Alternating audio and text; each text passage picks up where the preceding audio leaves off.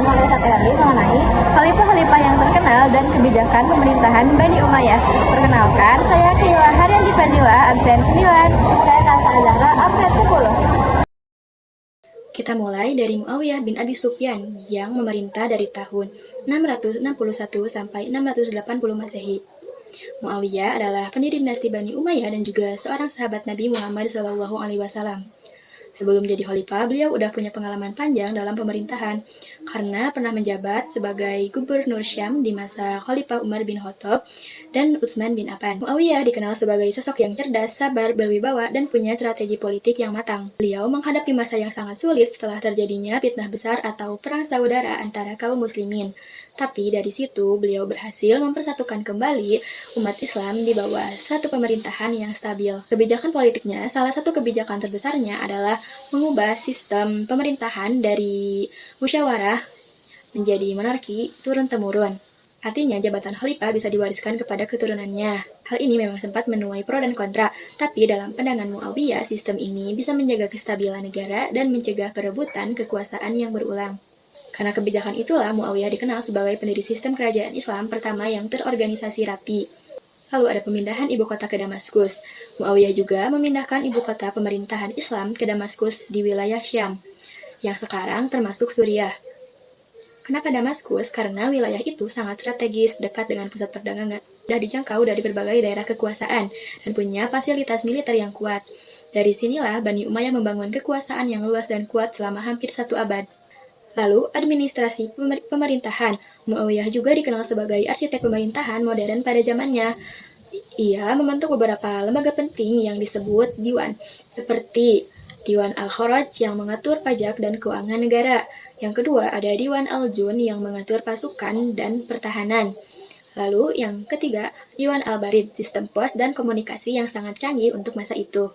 Sistem pos ini bukan cuma buat kirim surat, tapi juga berfungsi sebagai alat intelijen, supaya khalifah bisa tahu kabar dari seluruh wilayah dengan cepat. Kebijakan militer dan ekspansi. Dalam bidang militer, Muawiyah juga luar biasa. Beliau membangun armada laut Islam pertama dan melatih banyak prajurit untuk berperang di lautan. Hasilnya, pasukan Islam berhasil menaklukkan Pulau Cyprus, sebagian besar wilayah Bizantium, dan bahkan menyerang wilayah Konstantinopel, yaitu ibu kota Romawi Timur. Meskipun belum berhasil menaklukkannya, armada laut ini jadi salah satu kekuatan utama yang bikin Bani Umayyah disegani oleh bangsa lain. Lalu ada kebijakan sosial dan ekonomi. Muawiyah juga memperhatikan kesejahteraan rakyat. Ia menerapkan sistem pajak yang adil, menegakkan keamanan, dan memastikan hasil bumi dikelola dengan baik. Ia membangun banyak jalan, pelabuhan, dan benteng pertahanan untuk memudahkan aktivitas ekonomi dan mobilitas pasukan. Karena kebijakan-kebijakan itulah masa pemerintahannya sering disebut sebagai masa stabilitas pertama setelah masa kekacauan. Muawiyah wafat pada tahun 680 Masehi dan digantikan oleh anaknya, Yazid bin Muawiyah. Khalifah Marwan bin Hakam. Setelah masa Yazid, kekuasaan Islam sempat goyah. Banyak daerah melepaskan diri dan muncul berbagai pemberontakan.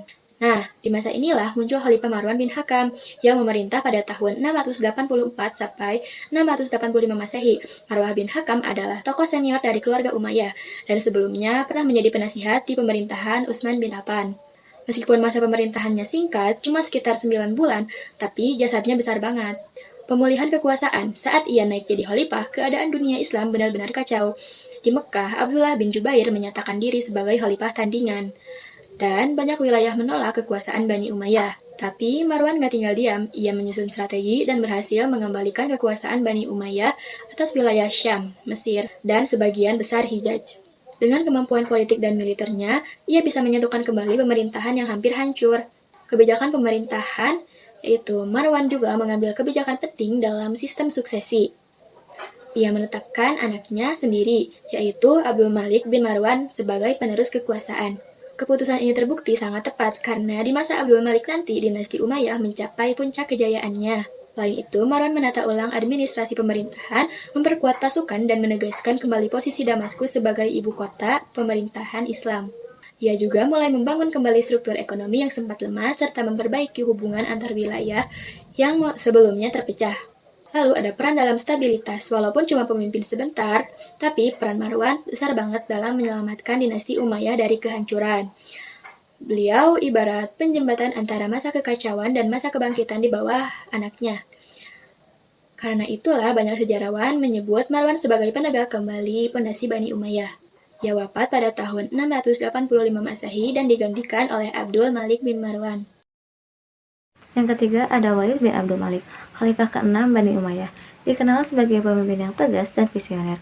Ia diminta bantuan oleh pemerintahan Gotiyah Barat dan ia memenuhi permintaan tersebut dengan mengirim 12.000 pasukan Islam yang dipimpin oleh Tariq bin Ziyad. Dalam pertempuran tersebut, pasukan Islam berhasil mengalahkan pasukan Viagot aristokrasi Jerman yang menandai awal mula penyebaran Islam di wilayah Andalusia. Keberhasilan ini menjadi salah satu tonggak kejayaan Bani Umayyah karena Islam semakin berkembang pesat di Eropa Barat. Sementara itu, Umar bin Abdul Aziz, Khalifah ke-8 Bani Umayyah, dikenal sebagai pemimpin yang adil, bijaksana, dan berjiwa zuhud. Meskipun masa pemerintahannya hanya berlangsung 3 tahun, namun masyarakat Muslim saat itu mengalami peningkatan kualitas hidup yang sangat signifikan. Umar bin Abdul Aziz dikenal karena berbagai kebijakan unggulnya, di antara lain, yang pertama, menolak jabatan yang dipaksakan dan hanya menerima amanah setelah rakyat menghendaknya. Kedua, lebih mengutamakan urusan agama dibandingkan politik. Yang ketiga, memperhatikan kepentingan umat Islam tanpa membeda-bedakan golongan. Yang keempat, menyebarkan dakwah Islam dengan cara damai. Yang kelima, berlaku adil terhadap semua pihak. Yang keenam, menunjukkan sopan santun dalam berbicara dan bertindak. Yang ketujuh, mendahulukan kepentingan umum daripada kepentingan pribadi. Yang kedelapan, membuka forum bagi masyarakat untuk menyampaikan pernyataan dan permasalahan sosial maupun hukum. Yang kesembilan, meningkatkan kesejahteraan masyarakat hingga sulit ditemukan orang miskin pada masa pemerintahannya. Yang kesepuluh, memberikan instruksi kepada gubernur Madinah untuk mengumpulkan dan menyeleksi hadis Nabi Muhammad SAW. Kebijakan ini menjadi masa pemerintahan Umar bin Abdul Aziz sebagai salah satu periode paling adil dan sejahtera dalam sejarah Bani Umayyah. Ia bahkan sering disebut sebagai khalifah yang kelima karena dianggap keadilannya dianggap menyamai para khulafaur rasyidin. Demikian pembahasan mengenai para khalifah terkenal dan kebijakan pemerintahan Bani Umayyah. Kita dapat melihat bagaimana kepemimpinan dan kebijakan yang kuat mampu membawa kemajuan besar bagi peradaban Islam. Semoga video ini bermanfaat dan menambah wawasan bagi kita tentang sejarah Islam. Terima kasih telah menonton. Sampai jumpa di materi berikutnya.